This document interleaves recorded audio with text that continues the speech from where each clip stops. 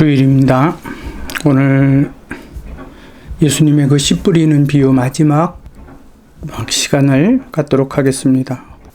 돌짝밭, 그 다음에 가시밭, 그 다음에 길가밭, 좋은 밭이 예수님께서 이렇게 네 가지의 밭으로 구분을 하셨는데, 그러면 왜 돌짝밭 같은 사람이 존재하고 왜 가시밭 속에서 살아가는 사람들이 존재를 하는가?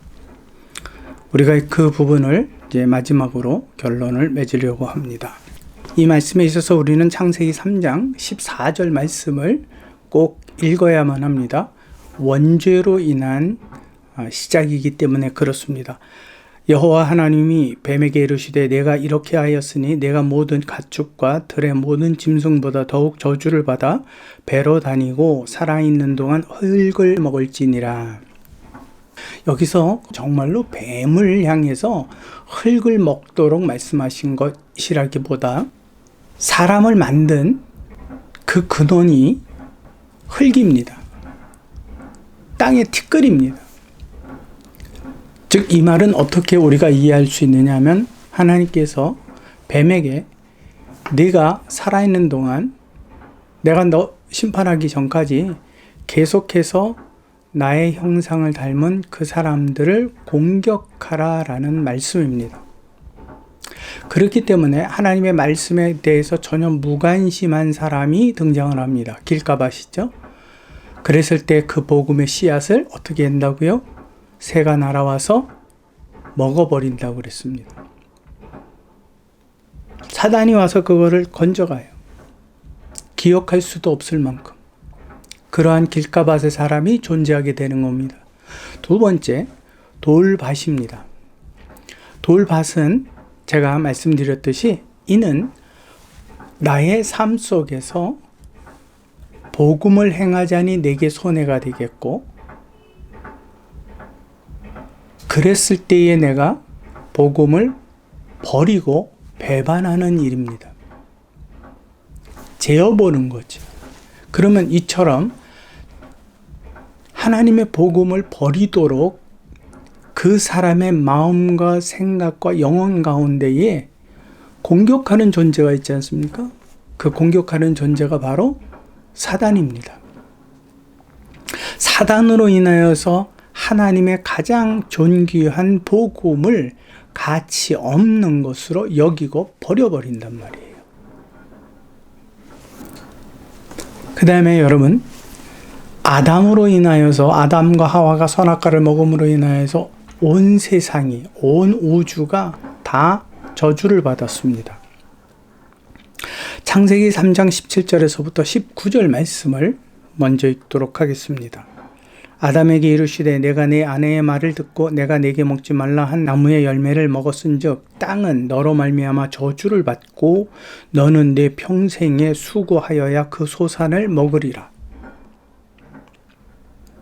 땅이 내게 가시 덤불과 엉겅퀴를 낼 것이나 내가 먹을 것은 밭의 채소인즉 내가 흙으로 돌아갈 때까지 얼굴에 땀을 흘려야 먹을 것을 얻으리니 내가 그것에서 취함을 입었음이라. 너는 흙이니 흙으로 돌아갈 것이니라 하시니라.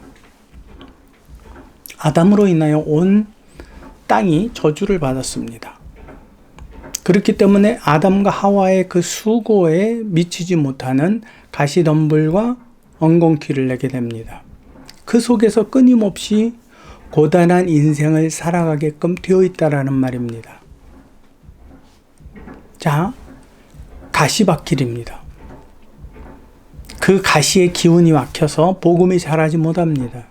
거기에는 세상을 살아가다 보니 하나님을 모르는 사람들이 사는 방법과 하나님을 믿는 사람의 방법이 확연하게 구별이 되어 있습니다.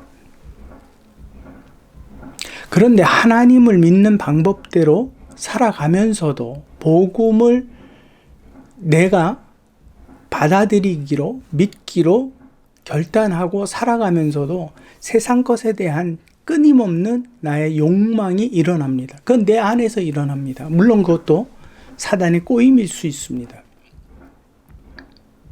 그 세상 것들이 가시처럼 나를 찌릅니다.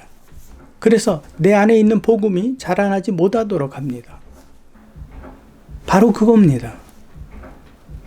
저주를 받았기 때문에. 왜 저주를 받았습니까? 선악과 하나님께서 명령하지 않은, 명령에서 제외한 그 선악과를 먹었기 때문에 그렇습니다. 다른 거는 다 먹어도 좋다. 그러나 이것만큼은 먹지 말아라 라고 제외하셨는데 아담과 하와가 바로 그것을 먹은 겁니다. 그래서 땀 흘리고 살아도 거기서 그만큼 살아갑니다. 부자나 가난한 자나 사실은 다 똑같습니다. 사는 게 다르지 않습니까? 라고 묻고 싶을 겁니다. 분명히 다릅니다. 하고 따지고 싶으실 수도 있습니다. 그러나 모든 사람은 하나님 안에서 죽음이라는 단계를 똑같이 지나갑니다. 세상을 살아가는 연륜도 거의 고만고만합니다. 다르지 않습니다.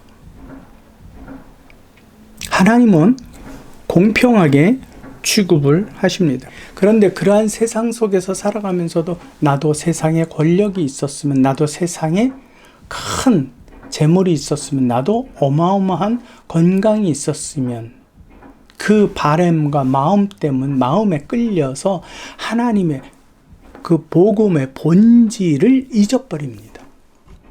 잊어버리고 싶어서 잊어버리는 게 아니라 내 안에 그와 같은 욕망들이 나도 모르게 일어납니다. 이웃을 사랑해야 하는지 알지만 그 이웃을 사랑하는 게 내가 복을 받기 위해서 억지로 사랑하려고 합니다. 여러분, 이와 같은 여러 가지 갈등들이 바로 가시로 내 안에 복음이 열매 맺지 못하도록 찔러대는 겁니다. 그래서 좋은 밭의 결과는 뭡니까? 인내로라고 되어 있습니다. 성경에는 세상에 대하여서, 즉 선악과를 먹은 아담과 하와로 인하여서 세상이 어떻게 바뀌었느냐 하면 요한일서 2장 15절에서부터 17절까지 말씀을 읽겠습니다. 이 세상이나 세상에 있는 것들을 사랑하지 말라. 누구든지 세상을 사랑하면 아버지의 사랑이 그 안에 있지 아니하나니. 이는 세상에 있는 모든 것이 육신의 정욕과 안목의 정욕과 이생의 자랑이니 다 아버지께로부터 온 것이 아니요 세상으로부터 온 것이라. 세상으로부터 온 것, 그의 기운의 욕심을 내는 것, 그것에 내 안에 정욕을 일으키는 것, 그것이 다 뭐예요? 가시예요. 17절 말씀, 이 세상도 그 정욕도 지나가되 오직 하나님의 뜻을 행하는 자는 영원히 거하느니라. 누구만 영원히 거한다고요? 아버지의 뜻대로. 그 아버지의 뜻대로 행하는 자가 누구라고요? 예수 그리스도의 형제요 자매라고.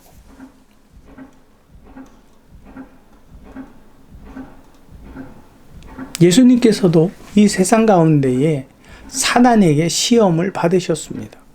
마태복음 4장 1절에서부터 11절까지 말씀, 마가복음 1장 12절에서 13절, 누가복음 4장 1절에서부터 13절에 기록이 되어 있습니다. 첫 번째 받은 시험이 무엇이죠? 배가 고프니 돌을 떡덩이가 되게 하라. 조건이 뭐예요? 네가 하나님의 아들이거든. 네가 복음을 믿는다면 그렇게 살아봐라. 두 번째는 내가 하나님의 아들이거든 높은 곳에서, 성전 높은 곳에서 뛰어 내려라. 그래도 너는 상하지 아니할 것이다. 세 번째는 뭐지요? 내게 절하라. 그러면 내가 보이는 모든 세상의 권세를 너에게 다 줄 것이다. 모두 다 그 거짓입니다. 요한일서 2장에 있는 말씀에는 그것이 전부 다 악이요 아버지께로부터 오지 않았다라고 선언합니다. 그럼에도 불구하고 사단은 그렇게 이야기합니다. 아니야, 너는 가질 수 있어. 너는 그 자리에 앉을 수 있어. 너는 그것을 누릴 수 있어. 너는 누리기에 충분해. 조금만 더 욕심을 내란 말이야. 여기에서 예수 그리스도의 목적이 나옵니다. 이 비유의 목적이 무엇인가? 즉 요한 1서 2장 17절 말씀, 아버지의 뜻을 행하는 자가 영원할 것이다. 아버지의 뜻을 행하는 자가, 인내로 아버지의 뜻을 행하는 자가 그리스도의 형제요 자매가 될 것이다. 그들만이 영원히 살 것이다 라고 말씀하시면서, 이것이 바로 인내로 견디어 열매를 맺는 그가 좋은 땅이다, 이걸 말씀해 주고 싶으신 겁니다. 그러나 바리새인들이나 서기관들이나 제사장, 그들은 다 사람 안에서 이 영광들을, 세상 안에서 이와 같은 자리들을 다 차지하고 있었습니다. 그래서 예수께서는 이것을 비유로 말씀하시면서 그들이 무슨 말씀인지 바로 깨닫지 못하도록 말씀하신 겁니다. 오늘은 주일입니다. 여러분들은 오늘 주일에 어떤 마음으로 가십니까? 돌밭의 마음으로, 길가밭의 마음으로, 아니면 세상의 여러 가지 욕심에 이끌린 가시밭의 마음으로 그 예배 가운데 거합니까? 오늘 예수님께서 그 예배로 초청하는 모든 성도들에게 이처럼 말씀하십니다. 좋은 땅이 되어라. 열매 맺는 땅이 되어라. 그래야지 나의 형제요, 나의 자매요, 나와 함께 영원히 아버지의 나라에서 거할 수 있느니라. 저와 여러분들의 마음이 그처럼 주님 앞에 연락되기를 진심으로 소망합니다.